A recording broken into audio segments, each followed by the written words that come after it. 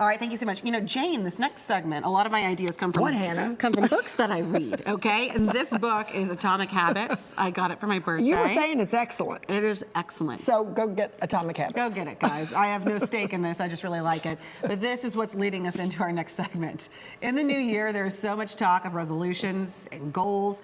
And while I always love dreaming big, it turns out the small, everyday actions, AKA habits that we have, can make the biggest difference in our lives, Jane. So they're called habits, and brain experts say the payoff is exponential. And we invited psychotherapist Gina Rees to discuss the power of habits and, most important, how to build them for a better life. Yes. Habits, you know, people get, I think we are habitual creatures. Yes. We operate on habits and patterns, whatever's familiar, right? Yes, our brain loves habits. Our brain loves habits. So let's define habit real quickly for our audience, because it is that smaller thing we do every day that maybe we're not even conscious of. How do you define habits to your patients? Yes, well, it's something that we do daily. It's something that makes us feel good. It has a payoff.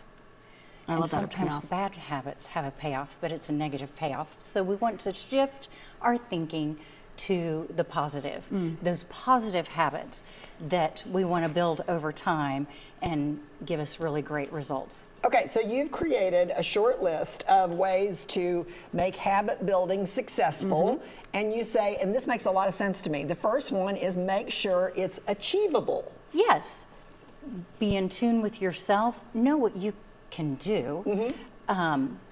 A goal for me wouldn't be something that a 20-year-old would do, right? Right, I need to like know I wouldn't myself. try to have like a, you know, really, really excellent 20-year-old body. That wouldn't really, That's right. just wouldn't work, not achievable. Be realistic. Here's one example, Gina, that I had when I was working actually through therapy was I wanted to be off my phone more. And at first we were talking about building this habit, and I said, okay, I'm only gonna be on my phone 1 hour a day. And my therapist sat there and thought for a second, goes, do you think that's achievable?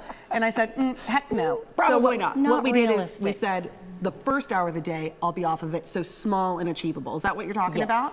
Yes, that's great. That is a great example. Okay, the next thing you said was visualize the reward or create a reward for yourself. Yeah. What's an example of Yes, that? so a good example of that is if I eat right and eat, you know, healthy things and have good nutrition, I'm going to have more energy. That's a really good reward. We want more energy to do the things we want to do. Maybe it's playing with our kids more or, you know, taking big trips.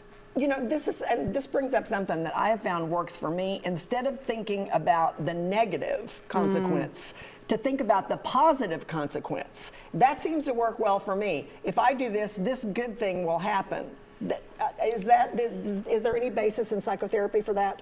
Yes. That we go toward the positive? Yes, we want to really focus on what we want. For example, we'll be going to Super Bowl parties in several weeks. Yes. And since we want to be healthy, instead of saying, I'm not going to eat chips and queso, you would say, when I go to the Super Bowl party, I'm going to choose to eat vegetables, because our brain hears, I'm going to eat chips and queso. Our brain doesn't hear don't. It focuses on the chips and queso. Yes. It's so interesting you brought that up, because that was one of her points. You know what you're talking about.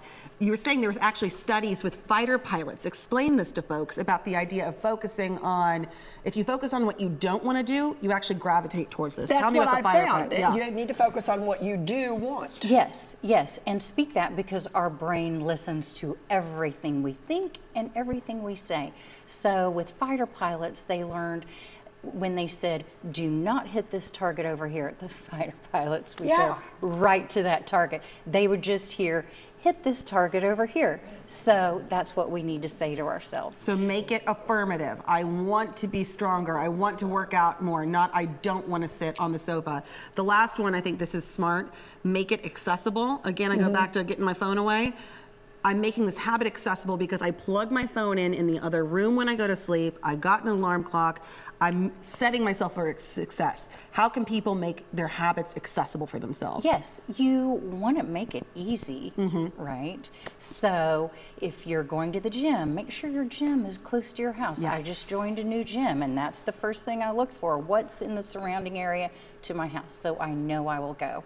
you know, I have my clothes laid out the night before, I jump in them, get in my car, and I'm there in 5 minutes. No excuses, because our brain does want to talk us out of good habits Especially in the morning, I look for those excuses. and when we're tired, when you leave Yes. work, you know, your brain will often say, don't drive to the gym, just go home. Yes. It's So I love what comfortable you're thing. saying, because you're giving people concrete things that you can really do and you can really change instead of just thinking about it or talking about Yes. it. So where can people go for more resources like we're talking about?